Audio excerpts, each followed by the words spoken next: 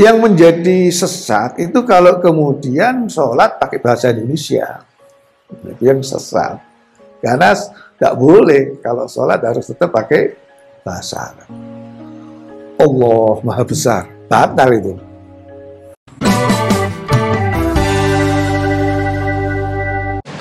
Assalamualaikum warahmatullahi wabarakatuh. Alhamdulillah, salatu wassalamu ala rasulillah sayyidina wa maulana Muhammad ibn Abdillah wa alihi wa ashabihi wa man walah ila yaumil qiyamah, amma ba'd. Malam hari ini kita akan mempelajari dua hadis sahih. Yang satu yang diriwayatkan oleh Imam Bukhari radhiyallahu anhu, yang satunya lagi diriwayatkan oleh Imam Muslim radhiyallahu anhu. Dua hadis ini berhubungan tetapi tidak sama. Dua hadis ini akan memperlihatkan kepada kita bahwa tidak semua apa yang tidak dilakukan oleh Kanjeng Nabi, kemudian sahabat Nabi melakukannya, itu dilarang atau menjadi sesat.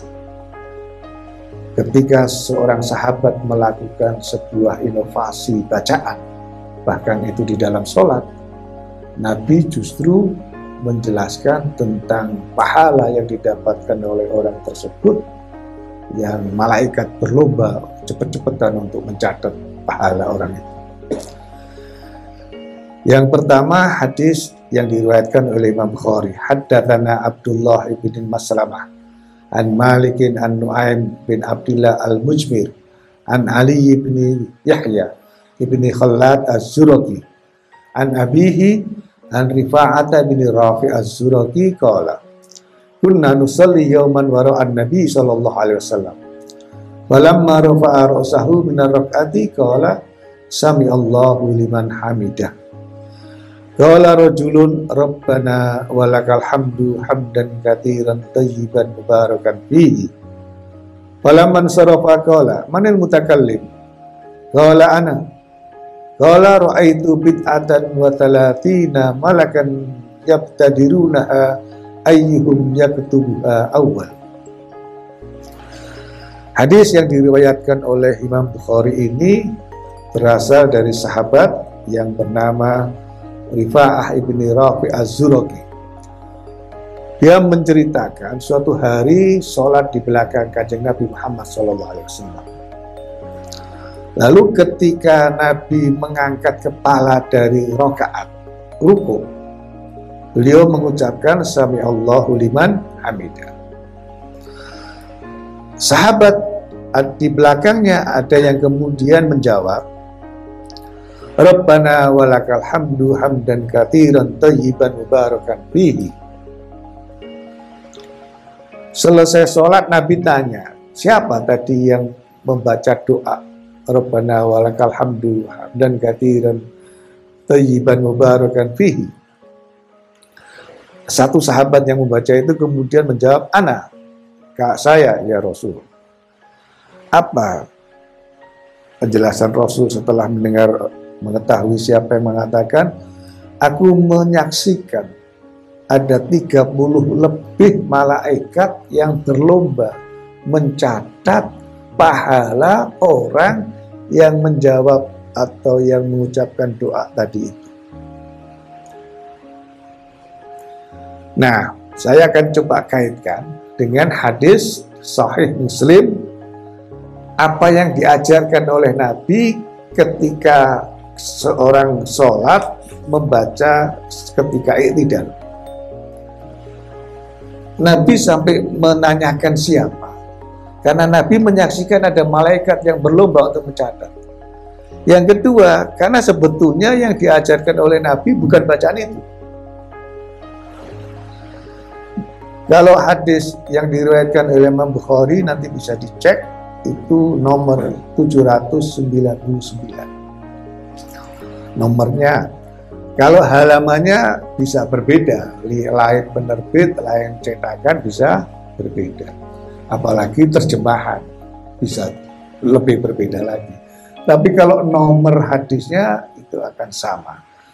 799. Nah, yang diajarkan oleh Nabi, bacaan setelah ruku, yaitu saat iktidal, di dalam hadis yang Imam Muslim, hadis ini panjang karena menjelaskan tentang apa yang dilakukan dan dibaca oleh Nabi sejak takbiratul ihram sampai selesai.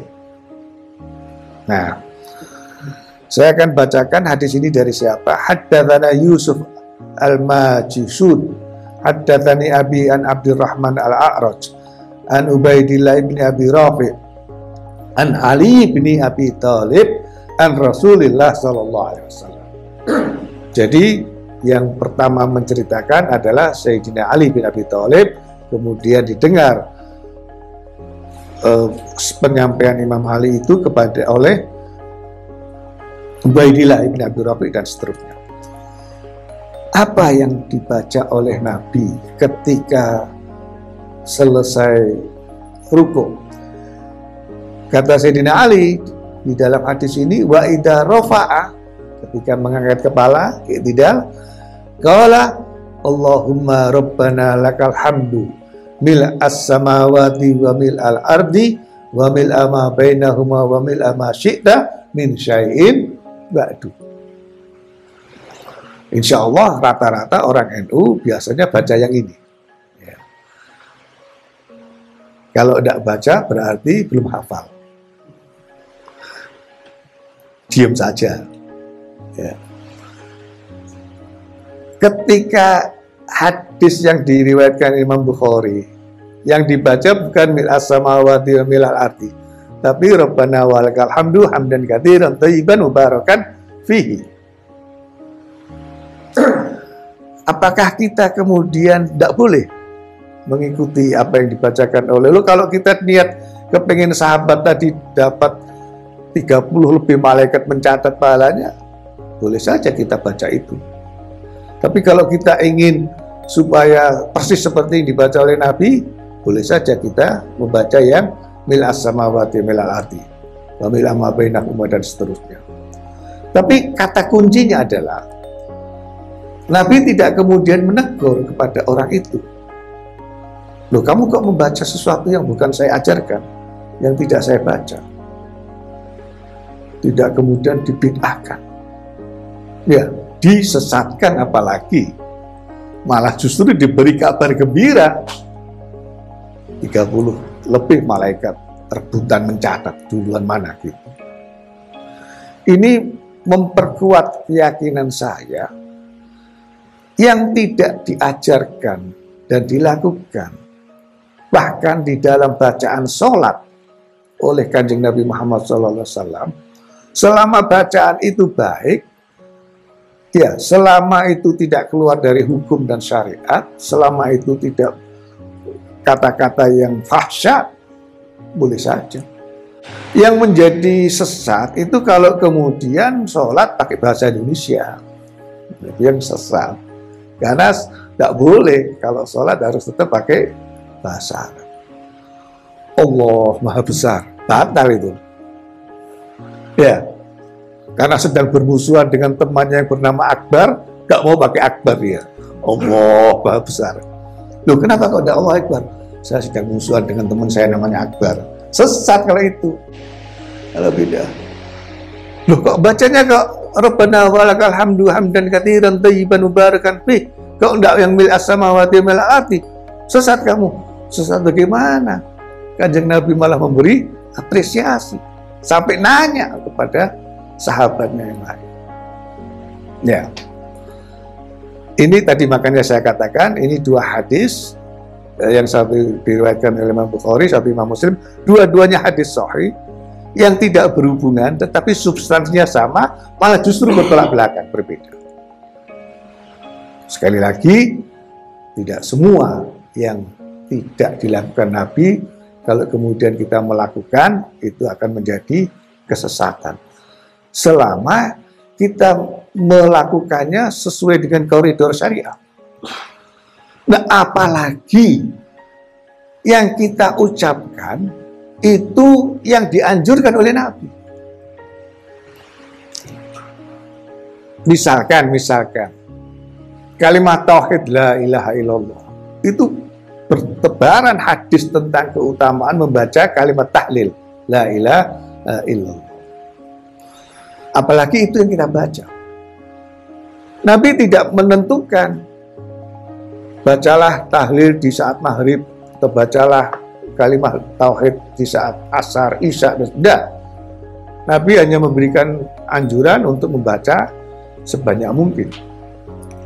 Bahkan beliau menjamin kalau di akhir hayat kita itu yang kita ucapkan adalah kalimat itu dakhalal jannah. Tapi yakin tidak mungkin orang bisa mengucapkan dengan lancar kalau sehari-hari tidak pernah mengucapkan. Ada orang gila sepak bola, pokoknya sedikit-sedikit gol. Begitu mau mati, kalimat terakhir yang diucapkan gol, sek, langsung mati. Kebiasaan apa yang diucapkan itu akan menjadi ukuran akhir hayatnya. Nah, secara logika saja, tidak mungkin kalau kita kemudian membaca tahlil itu di dalam sebuah forum tertentu, kok kemudian menjadi sesat dan apalagi kemudian masuk ke neraka. Kok kejemen, kok kejam sekali Gusti Allah kita membaca kalimat mengagungkan keesaan Allah, kok malah justru menjadi sesat dan dimasuk neraka. Itu secara logika saja nggak masuk. Memang tidak ada. Nabi tidak pernah melakukan dikumpulkan sahabat lalu baca sama bareng-bareng la ilaha illallah 41 kali. Tidak ada. Tapi itu kan hanya persoalan forum saja. Kembali ke tadi itu. Apa yang diucapkan oleh sahabat ketika Nabi selesai ruku itu sesuatu yang baru. Rabbana walakal hamdu hamdan katsiran thayyiban mubarakan fihi. Nah, mau baca dua-duanya, kalau itu sholat sendirian nggak apa-apa, lebih panjang. Tapi biasanya kan kita lebih senang lebih cepat. Apalagi kalau ada imam yang terkenal lama sekali, itu dihindari betul itu. Ya, begitu tahu wah imamnya itu nggak jadi makmum. Tapi bacaan-bacaan itu sah-sah saja. Kita boleh baca dua-duanya. Kita tambahi lagi dengan bacaan-bacaan yang valid, yang sesuai dengan syariat, nggak ada masalah. Seandainya hari ini kita masih bisa ketemu Kanjeng Nabi, kita bisa konsultasi kepada beliau.